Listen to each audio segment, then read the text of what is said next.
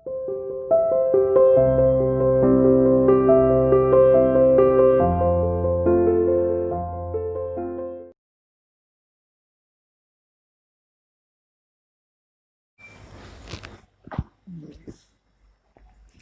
Student, welcome to CR international online classes. बेटा हमारा chapter number 12 है वो चल रहा है, ठीक है। अब हम उसमें लास्ट टॉपिक है वो डिस्कस करते हैं कि distributions of rainfall in world level के ऊपर, distributions of rainfall in the world, ठीक है, कि विश्व में वर्षा का वितरण।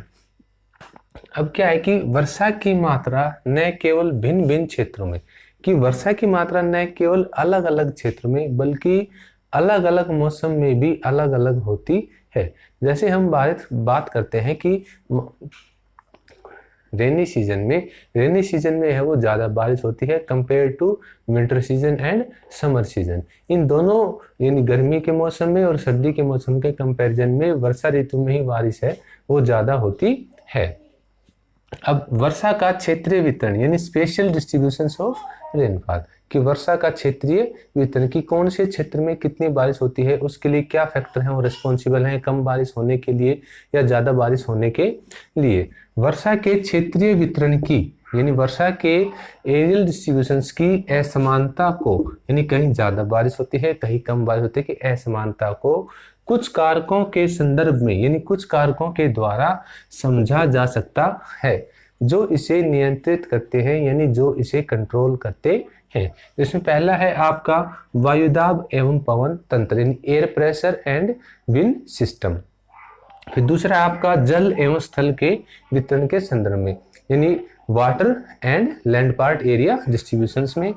पवनों के स्वभाव की नेचर ऑफ विंड, की पवनों का स्वभाव है वो कैसा है। पवनों की दिशा डायरेक्शन ऑफ विंड। तो फर्स्ट आता है आपका वायुदाब एवं पवन तंत्र के संदर्भ में। अधिकतम वर्षा भूमध्य रेखीय क्षेत्र में होती है। अब देखो ये हमने अज्यूम कर लिया, ये 0 डिग्री ये आपकी इक्वेटर, ठीक है, ये 23.5 डिग्री के है आपकी कर्क रेखा और ये 23.5 है आपकी मकर रेखा, कर्क रेखा की अधिकतम वर्षा भूमध्य रेखीय क्षेत्र में यानी इक्वेटर के आसपास के क्षेत्रों में होती है। इसी प्रकार 40 डिग्री से 60 डिग्री उत्तरी व दक्षिणी अक्षांशों के बीच स्थित क्षेत्रों में भी अधिक वर्षा होती है। तो जैसे जैसे क्या है कि ऊपर बढ़ते जाएंगे तो ये हम मान लो 40 से, और ये हमने अज्यूम कर लिया कि 60 डिग्री यानी 40 से 60 यानी 40 टू 60 डिग्री अक्षांश, यानी 40 से 60 डिग्री अक्षांश उत्तरी और दक्षिणी अक्षांशों के बीच। अब ये नॉर्दर्न हेमिस्फीयर भी है, ये अक्षांश क्या है कि ये नॉर्दर्न हेमिस्फीयर में भी है ये अक्षांश और ये साउथर्न हेमिस्फीयर यानी उत्तरी गोलार्ध 0 डिग्री से ऊपर वाला उत्तरी गोलार्ध, 0 डिग्री से नीचे वाला दक्षिणी गोलार्ध, यानी 40 से 60 डिग्री उत्तरी और दक्षिणी गोलार्धों में भी वर्षा है वो अधिक होती है। एक तो वर्षा होती है भूमध्य रेखा के क्षेत्र में, भूमध्य रेखीय क्षेत्रों में, और एक होती है 40 डिग्री से 60 डिग्री अक्षांशों उत्तरी और दक्षिणी अक्षांशों में भी अधिकतम वर्षा है वो होती है। इसके विपरीत ध्रुवों के निकट या 30 से 35 डिग्री उत्तरी व दक्षिणी अक्षांशों में वर्षा की मात्रा कम पाई जाती है। विश्व में वर्षा के इस प्रकार के वितरण का संबंध वायुदाब कटिबंधों से है।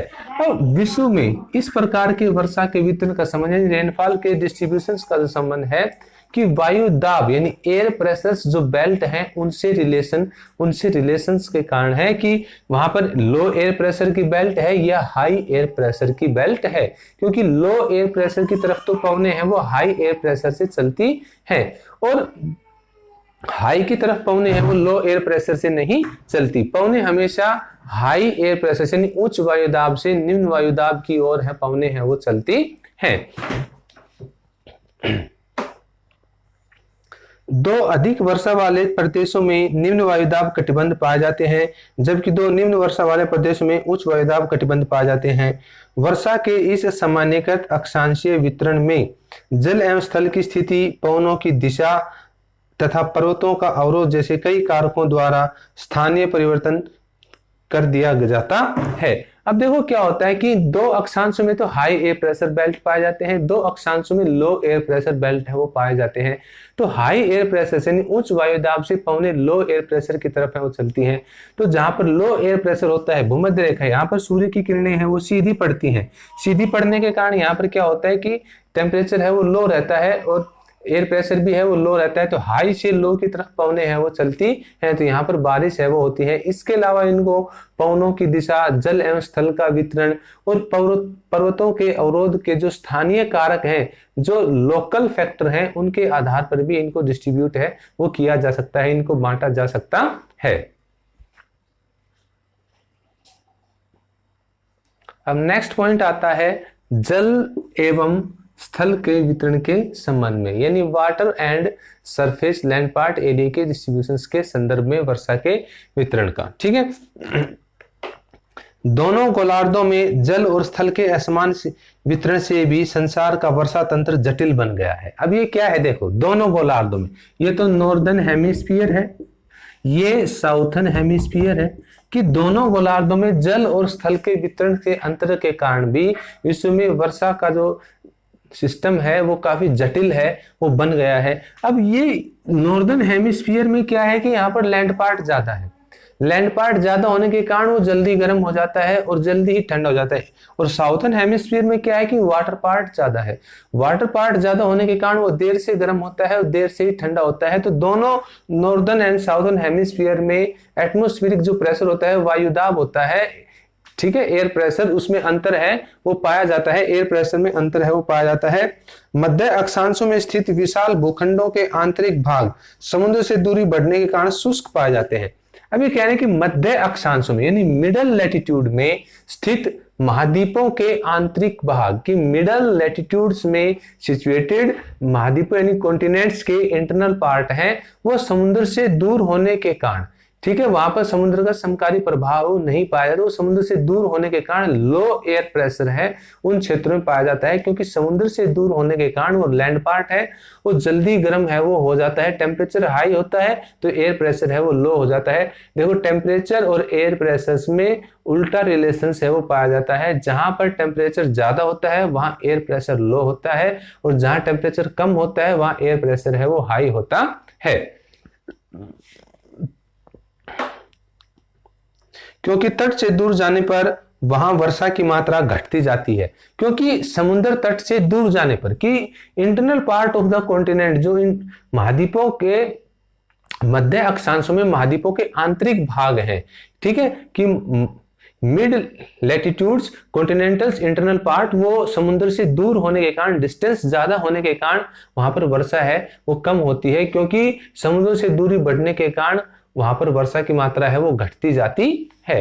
अब थर्ड पॉइंट आपका आता है कि पवनों के स्वभाव के संदर्भ में, कि पवनों का जो स्वभाव है वो किस प्रकार का है, पवनों के स्वभाव के संदर्भ में।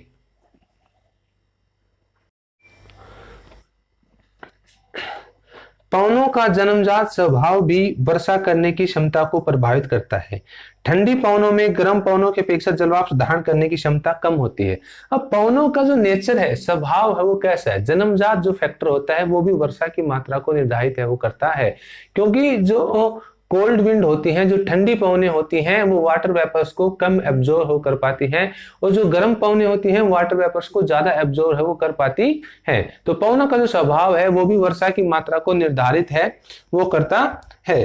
ठंडी पवनों से गर्म पवनों की अपेक्षा जलवाष्प धारण करने की क्षमता कम होती है, यही कारण है कि ध्रुवीय क्षेत्रों से वर्षा की मात्रा कम पाई जाती है। अब ध्रुवीय क्षेत्र यानी ये 90 डिग्री, ठीक है, ध्रुवीय क्षेत्रों में वर्षा की जो मात्रा है वो कम पाई जाती है, क्योंकि यहाँ पर टेम्परेचर लो रहता है, ठंडी पवनें हैं वो चलती हैं, तो ठंडी पवनें चलने के कारण यहाँ पर वर्षा की जो क्वांटिटी है वो कम पाई जाती है। और इसके कंपैरिजन में अगर हम टॉरिड जोन की बात करते हैं, उष्णकटिबंधीय जोन की बात करते हैं, वहां पर बारिश है वो ज्यादा होती है, क्योंकि टॉरिड जोन में उष्णकटिबंधीय क्षेत्र में गर्म पवनें हैं वो चलती हैं। अब लास्ट पॉइंट आपका आता है कि पवनों की दिशा के संदर्भ में, कि पवनों की डायरेक्शन, जो पवनों की डायरेक्शन है वो भी वर्षा के वितरण को इफेक्टेड करती है, वर्षा के वितरण को प्रभावित है वो करती है।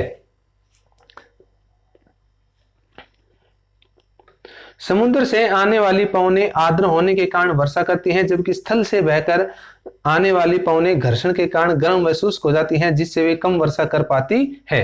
अब देखो क्या है कि पवनों की डायरेक्शन, अगर मान लो ये लैंड पार्ट है, इससे पवनें फ्लो करती हुई आ रही है, ठीक है, तो ये क्या है कि ये ड्राई है, शुष्क है, इनमें मॉइस्चर है ही नहीं, तो ये बारिश कहाँ करेंगी। दूसरा हम बात करते हैं कि ये समुद्र की तरफ से, ये समुद्र है, इधर से ये पवनें जा रही हैं, इधर से इन्होंने मॉइस्चर ले लिया, तो ये बारिश है वो करते हैं, क्योंकि इनके पास नमी होती है। जो भारत में मानसूनी वर्षा होती है कि ये हिंद महासागर के ऊपर से पवनें केरल के तट के ऊपर 1 जून के आसपास पवनें हैं वो एंट्री करती हैं, फिर ये महाराष्ट्र में और इधर आंध्र में, उड़ीसा में बारिश करती हुई फिर बंगाल की खाड़ी से फिर ये पवनें हैं वो आर्द्रता ले लेती हैं, और हिमालय के साथ साथ हिमालय इनके रास्ते में रुकावट पैदा करता है, हिमालय इनके रास्ते में अवरोध पैदा करने के कारण हिमालय के साथ साथ फिर ये भारत के उत्तरी भारत के मैदानों में बारिश है वो करती है। लेकिन जैसे ही मानसून पवनें लौटती हैं, ये आगे क्या होता है, फिर इनको उत्तरी भारत के मैदान में, नॉर्दर्न प्लेन में इनको कोई झील या बंगाल की खाड़ी जैसा कोई वाटर पार्ट नहीं मिल पा रहा जहां से नमी गेन करे, तो धीरे धीरे ये जब आगे बढ़ती हैं तो पश्चिमी राजस्थान की तरफ पहुंचते पहुंचते इनमें जो जलवाष्प होते हैं या जो आर्द्रता होती है वो खत्म हो चुकी होती है, और ये वापस लौटते हुए धीरे धीरे फिर वो बारिश करते हैं। लेकिन ये वापस लौटते हुए जो बंगाल की खाड़ी पर पहुंचते वहां से फिर ये नमी लेती है, बंगाल की खाड़ी से नमी ग्रहण करके और तमिलनाडु के तट के ऊपर बारिश है वो करती है। तो जो मानसून पवनें हैं वो तमिलनाडु में जाती हुई पवनें बारिश नहीं करती, बल्कि वापस लौटती हुई जो पवनें हैं वो पश्चिम बंगाल की खाड़ी से आर्द्रता ग्रहण करके तमिलनाडु के तट के ऊपर बारिश है वो करती है। तो इस प्रकार पवनों का जो स्वभाव है वो भी, पवनों की डायरेक्शन है वो भी वर्षा की मात्रा को निर्धारित करता है कि वर्षा अगर पवनें स्थल भाग से आ रही है तो शुष्क होती है, गर्म होती है, उनमें बारिश करने की क्षमता है वो नहीं होती, और इसके कंपैरिजन में अगर पवनें जलीय भाग की तरफ से आते हैं तो उनके पास नमी होती है, आर्द्रता होती है, उनमें बारिश करने की जो क्षमता है वो ज्यादा होती है। इसी प्रकार सन्मार्गी पवनें के कटिबंध 35 डिग्री से 40 डिग्री के अक्षांशों महाद्वीपों के पूर्वी भागों में अधिक वर्षा होती है, जबकि महाद्वीपों के पश्चिमी किनारे शुष्क रह जाते हैं। पछुआ पवनें महाद्वीपों के पश्चिमी भागों में वर्षा करती हैं तथा महाद्वीपों के पूर्वी भाग सूखे रह जाते हैं। तो इस प्रकार पवनों की जो डायरेक्शन है वो भी वर्षा की क्वांटिटी को निर्धारित है, वर्षा की मात्रा को प्रभावित है वो करती है। अब लास्ट पॉइंट आपका बचता है कि पर्वतीय अवरोध के संदर्भ में, क्योंकि पर्वतीय अवरोध है वो भी वर्षा की मात्रा को निर्धारित करते हैं। जैसे हिमालय पर्वत है, हिमालय पर्वत के अवरोध के कारण ही उत्तरी भारत में बारिश है वो होती है। अगर हिमालय पर्वत नहीं होता तो मानसून पवनें है वो सीधी निकल जाती और उत्तरी भारत है वो बारिश से वंचित है वो रह जाता, क्योंकि हिमालय के अवरोध के कारण वो पवनें है ऊपर उठती हैं और हिमालय उनके रास्ते में रुकावट पैदा करता है, और वो उत्तरी भारत के मैदान के साथ साथ वो पवनें हैं वो बारिश करती हैं। प्रचलित पवनों के मार्ग में अवरोध पैदा करके विशाल पर्वत एवं पठार वर्षा तंत्र को भंग कर देते हैं। पर्वतों के पवनाभिमुख ढाल अधिक वर्षा प्राप्त करते हैं। अब पर्वतों के पवनाभिमुख ढाल मतलब जैसे ये ढाल है, इधर से पवनें आ रही हैं तो इधर क्या है ये रुकावट पैदा करेगा, तो ये भाग है ये पवनाभिमुख ढाल होगा, यहाँ पर बारिश है वो ज्यादा होगी और यहाँ पर बारिश है वो बहुत या तो होती नहीं है, होती है तो बहुत ही कम होती है। जबकि पवनाभिमुख ढाल वृष्टि छाया क्षेत्र बने रहते हैं जहां वर्षा की मात्रा अत्यंत कम होती है। उदाहरणतः अरब सागर से आने वाली मानसून पवनें मार्ग में पश्चिमी घाट के अवरोध के कारण पश्चिमी तटीय मैदान में खूब वर्षा करती हैं। अब उदाहरण के तौर पर भारत में जो पश्चिमी घाट है वो समुद्र से 900 से 1600 मीटर की हाइट के ऊपर है। जो मानसून पवनें 40 डिग्री से 60 डिग्री लॉन्गिट्यूड के बीच भूमध्य रेखा को पार करती हैं तो पृथ्वी के कोरियोलिस बल के कारण वो अपनी दाईं तरफ है वो मुड़ जाती हैं और भारत में वो मानसून पवनों के नाम से प्रवेश करती हैं, और जब वो समुद्र के ऊपर से आती हैं तो उनमें आर्द्रता है वो ज्यादा होती है। पश्चिमी घाट की हाइट ज्यादा होने के कारण उन मानसून पवनों को 900 से 1600 मीटर की हाइट के ऊपर उठना पड़ता है। तो पश्चिमी घाट से जब टकराती हैं तो पवनाभिमुख ढाल के ऊपर तो बारिश है वो बहुत ज्यादा करती हैं, लेकिन पवनाभिमुख ढाल है उस पर इतनी बारिश है वो नहीं होती। लेकिन यदि कोई पर्वत श्रेणी पर्वतों के समानांतर हो, अब देखो एक तो ये भाग था कि ये इसके बिल्कुल इसमें था, एक ऐसे भाग हो कि जैसे इधर से ही विंड बह रही है और ये भी इधर ही है, ठीक है। अब इधर से पवनों की डायरेक्शन के बिल्कुल पैरेलल हो, जिस डायरेक्शन से पवनें आ रही है, पर्वत भी उसी डायरेक्शन में खड़ा है, तो वो उसके रास्ते में कोई रुकावट है वो पैदा नहीं करेगा, वो उनके पैरेलल होगा, समानांतर होगा। तो मानसून पवनें हैं वो सीधे निकल जाएंगी, उनके रास्ते में कोई रुकावट पैदा नहीं होगी, तो बारिश है वो नहीं करेंगी। यही कारण है कि राजस्थान की अरावली पर्वत के होते हुए भी वर्षा नहीं हो पाती। अब राजस्थान में, जो पश्चिमी राजस्थान है, उसमें बारिश कम होती है। उसका यही कारण है कि जो अरावली माउंटेन है, एक तो वो घिसकर छोटा हो गया है, ठीक है, क्योंकि वो वर्ल्ड का सबसे पुराना माउंटेन है। दूसरा रीजन ये है कि वो मानसून पवनों के पैरेलल पड़ता है, यानी समानांतर उनकी डायरेक्शन में पड़ता है। तो मानसून पवनें हैं वो उससे टकराते नहीं, उसके पैरेलल सीधी निकल जाती हैं। और यही कारण है कि पश्चिमी राजस्थान में जो बारिश है वो कम होती है।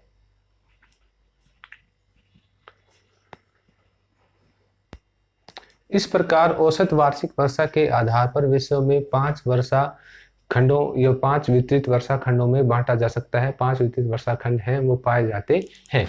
पहला आता है आपका 200 सेंटीमीटर से अधिक वर्षा वाले क्षेत्र, यानी वो एरिया जिनमें 200 सेंटीमीटर से अधिक वार्षिक वर्षा है वो होती है। उसमें आते हैं आपका भूमध्य रेखीय क्षेत्र, यानी ये क्षेत्र भूमध्य रेखीय क्षेत्र में भूमध्य रेखीय क्षेत्र प्रदेश शीत शीतोष्ण कटिबंधों के पश्चिमी तट पर स्थित पवनाभिमुखी ढाल तथा मानसूनी प्रदेशों के समुद्र तटीय भाग आते हैं। और मानसूनी प्रदेशों के जो समुद्र तटीय भाग हैं वो आते हैं जिनमें 200 सेंटीमीटर से अधिक वार्षिक वर्षा है वो होती है। फिर उसके बाद आता है कि 100 से 200 सेंटीमीटर वर्षा वाले क्षेत्र, कि वो क्षेत्र जिनमें 100 से 200 सेंटीमीटर के आसपास वर्षा है वो होती है।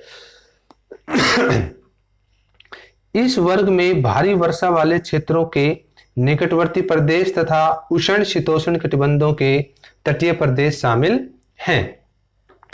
फिर है आपका 50 सेंटीमीटर से 100 सेंटीमीटर वर्षा वाले क्षेत्र। ऐसे क्षेत्र उष्ण कटिबंधीय क्षेत्रों के भीतरी भागों में और शीतोष्ण क्षेत्रों के पूर्वी व आंतरिक भागों में स्थित है। कि ये जो एरिया है उष्ण कटिबंध के भीतरी भागों में और शीतोष्ण कटिबंध के जो आंतरिक भाग हैं उनमें ये एरिया यानी 50 से 100 सेंटीमीटर वर्षा वाले क्षेत्रों के अंदर आते हैं। 25 सेंटीमीटर से 50 सेंटीमीटर वर्षा वाले क्षेत्र, यानी वो क्षेत्र जिनमें 25 सेंटीमीटर से 50 सेंटीमीटर के आसपास बारिश होती है। इस वर्ग में पर्वत श्रेणियों के वृष्टि छाया प्रदेश, महाद्वीपों के आंतरिक भाग तथा उच्च अक्षांशीय भाग शामिल हैं। अब वृष्टि छाया प्रदेश, मान लो पवन इधर से बह रही है तो ये पवनाभिमुख ढाल होगा और ये होगा वृष्टि छाया प्रदेश। यानी वृष्टि छाया प्रदेश है ये 25 से 50 सेंटीमीटर वार्षिक वर्षा वाले क्षेत्रों में काउंट होता है। उसके बाद नेक्स्ट आता है आपका 25 सेंटीमीटर से कम वर्षा वाले क्षेत्र, यानी वो क्षेत्र जिनमें 25 सेंटीमीटर से कम वर्षा है वो होती है। इस वर्ग में गर्म व ठंडे मरुस्थल प्रदेश आते हैं। कि इस वर्ग में गर्म व ठंडे मरुस्थलीय जो प्रदेश हैं वो आते हैं। जैसे हम भारत की बात करते हैं तो थार डेजर्ट गर्म मरुस्थल है, और ठंडा हम लेह की बात करते हैं, लद्दाख की बात कर सकते हैं, वहां पर ठंडा मरुस्थल है। और जो सहारा है वो भी गर्म मरुस्थल है। और मरुस्थल उसी प्रदेश को कहा जाता है जिसमें वार्षिक वर्षा 25 सेंटीमीटर से कम होती है, वह प्रदेश है वो मरुस्थल कहलाता है। ऐसे नहीं कि भाई किसी प्रदेश में इतनी भाई वहां उबड़ खाबड़ पहाड़ पाए जाते हैं या रेत पाया जाता है कि बालू मिट्टी ज्यादा पाई जाती है उसको मरुस्थल कह सकते हैं। नहीं, जिस प्रदेश में या जिस एरिया में वार्षिक वर्षा 25 सेंटीमीटर से कम होती है उसको हम मरुस्थल की संज्ञा है वो दे सकते हैं या दी जाती है। इस प्रकार हम कह सकते हैं कि विश्व में वर्षा का वितरण है वो काफी असमान है वो पाया जाता है। कहीं वर्षा है वो ज्यादा होती है और कहीं वर्षा है वो बहुत कम होती है।